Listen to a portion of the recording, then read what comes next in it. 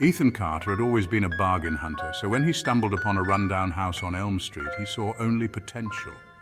At 20, his life felt stagnant, and he was eager for a fresh start. The house, a Victorian relic with peeling paint and a sagging porch, was priced so low it seemed too good to be true. But Ethan was undeterred by the property's decrepit state. He saw it as a project, a way to rebuild his life. Little did he know his new beginning would soon descend into a nightmare. But then he began to hear something unsettling. Whispers in the walls, faint but persistent, as if the house itself were murmuring secrets. One evening, while stripping wallpaper in the spare bedroom, Ethan noticed something peculiar. The floorboards seemed uneven, and the hollow sound beneath his feet was more pronounced than it should have been. His curiosity piqued. He decided to investigate. He pried up the floorboards with a crowbar, revealing a hidden compartment. What lay beneath was not what he expected. The compartment was small and dusty, its air rank with the mustiness of decay. Inside, Ethan found a grim tableau skeletal remains sprawled across the floor. The bones were arranged haphazardly, and amidst the skeletal fragments were a series of photographs pinned to the walls. Pictures of a young woman, her face smiling but her eyes vacant, as if frozen in time. Ethan's heart raced as he stared at the photographs. The woman's face was hauntingly familiar. Panic surged through him, but he managed to gather the courage to contact the police. Detective Lisa Hayes arrived the next morning, her expression turning grim as she examined the scene. Ethan's description of the photographs matched the details of a case that had haunted the town for years, a missing person report from 2 decades ago. The young woman in the pictures was Rebecca Lawson, a local girl who had vanished without a trace when she was just 19. Detective Hayes was a seasoned investigator, and she took Ethan's statement seriously. As the forensic team began their work, Ethan was left alone with his thoughts. The discovery weighed heavily on him, and he found himself haunted by the idea of what had happened in his new home.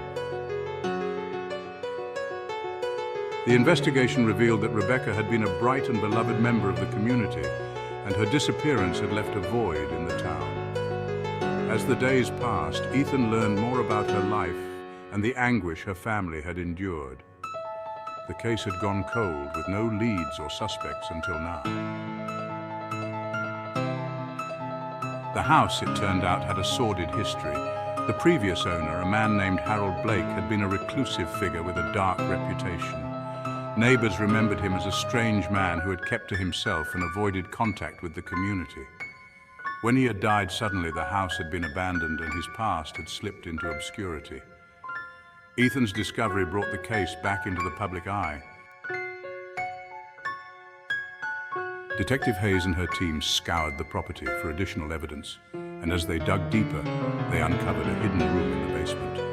It was filled with disturbing artifacts, more photographs, personal items, and evidence suggesting that Rebecca Lawson had been held captive in the house before her death. As the investigation continued, Ethan felt increasingly disconnected from the house he had once seen as a fresh start. He began to hear the whispers again, growing louder and more frantic, as if the house were crying out for justice. Sleep eluded him, and he felt a pervasive sense of dread that seemed to seep into every corner of his life. The case eventually led to the arrest of Blake's surviving relatives, who were implicated in his crimes. They were charged with aiding and abetting, and the truth about Rebecca's fate was revealed in the court proceedings. The once mysterious whispers of the house were now understood as the echoes of a dark past, pleading for acknowledgement. Ethan moved out of the house shortly after, unable to bear the weight of its history. The property was eventually renovated and sold, but the tales of what had happened there lingered in the town's collective memory. Ethan's life, though forever changed by the horrors he uncovered, continued.